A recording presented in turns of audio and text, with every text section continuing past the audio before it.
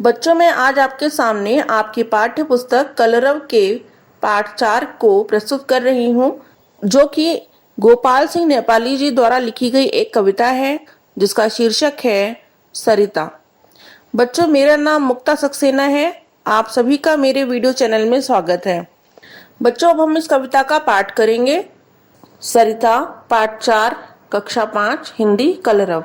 यह लघु सरिता का बहता जल, कितना शीतल कितना निर्मल, हिमगिरी के हिम से निकल निकल, यह निर्मल दूध सा हिम का जल, कर कर निनाद कल कल छल छल, तन का चंचल मन का विह्वल, यह लघु सरिता का बहता जल।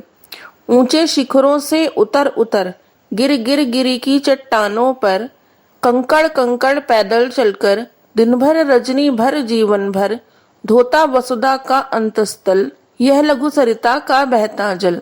हिम के पत्थर वो पिघल पिघल, बन गए धरा का वार विमल, सुख पाता जिससे पथिक विकल, पी पी कर अंजलि भर मृदु जल, नित जलकर भी कितना शीतल, यह लघु सरिता का बहता जल।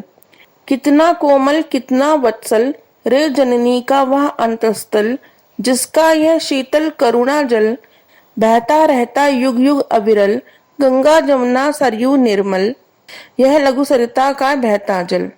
गोपाल सिंह नेपाली। इसके बाद बच्चों, हम इस पाठ के शब्द अर्थों पे एक नजर डालते हैं। विमल, विमल का अर्थ है स्वच्छ या साफ। निनाद का अर्थ है ध्वनि। विह्वल का अर्थ है व्याकुल। वसुधा का अर्थ है पृथ्वी। रजनी का अर्थ है रात। अंतस्थल का अर्थ है हृदय। अविरल का अर्थ है निरंतर, लगातार।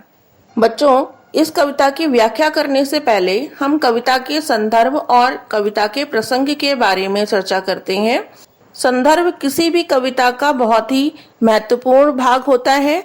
सरिता पाठ का संदर्भ।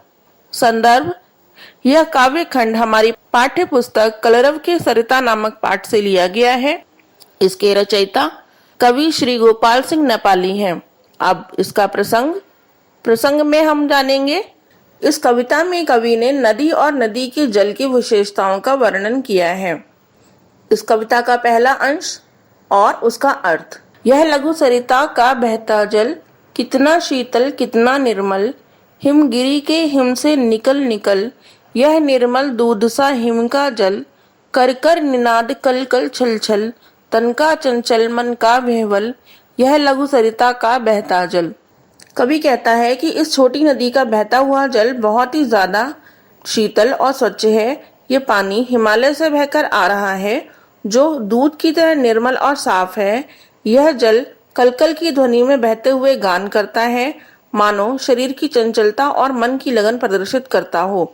ऐसा है इस नदी का प्रवाहित होता हुआ जल। बच्चों, अब हम इस कविता का दूसरा पद पढ़ेंगे। ऊंचे शिखरों से उतर उतर, गिर गिर गिरी की चट्टानों पर, कंकड़ कंकड़ पैदल चलकर, दिन भर रजनी भर जीवन भर, धोता वसुधा का अंतस्थल, यह लघु सरिता का बहता जल। चलिए बच्चों, अब इस पद का अर्थ जानते हैं। यह जल ऊंचे पर्वतों की चोटियों से नीचे उतर कर पहाड़ की चट्टानों पर गिरता रहता है। रात दिन और जीवन पर्यंत यह जल कंकड़ों पत्थरों के बीच से बहते हुए पृथ्वी को धोता रहता है।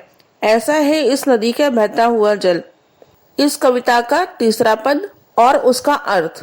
हिम के पत्थर वो पिघल पिघल, बन गए धरा का वार विमल, सुख पाता जिससे पथिक विकल, पी पी कर अंजलि भर मृदु जल, नित जलकर भी कितना शीतल, यह लघु सरिता का बहता जल। बच्चों, कवि यहाँ कहते हैं, पर्वतों के कठोर हिम से यह जल पिघल पिघल कर धरती का सुंदर जल बन गया है। इस जल को पथिक थोड़ा सा ही पीकर तृप्त महसूस करते हैं।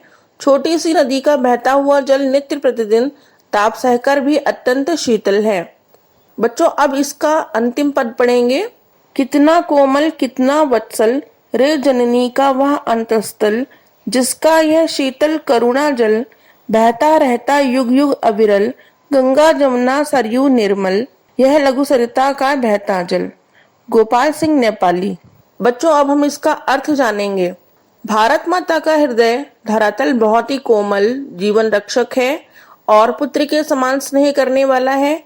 इसके हृदय में बहने वाली नदी का जल शीतल और हृदय तृप्त करने वाला है। गंगा जमुना सरयू का यह स्वच्छ जल युगों युगों से लगातार प्रवाहित होता चला आ रहा है। यह छोटी सरिता का बहता जल है। बच्चों, आपको मेरे द्वारा की गई ये व्याख्या कैसी लगी है? कमेंट बॉक्स में मैसेज करके बताइए। धन्यवाद।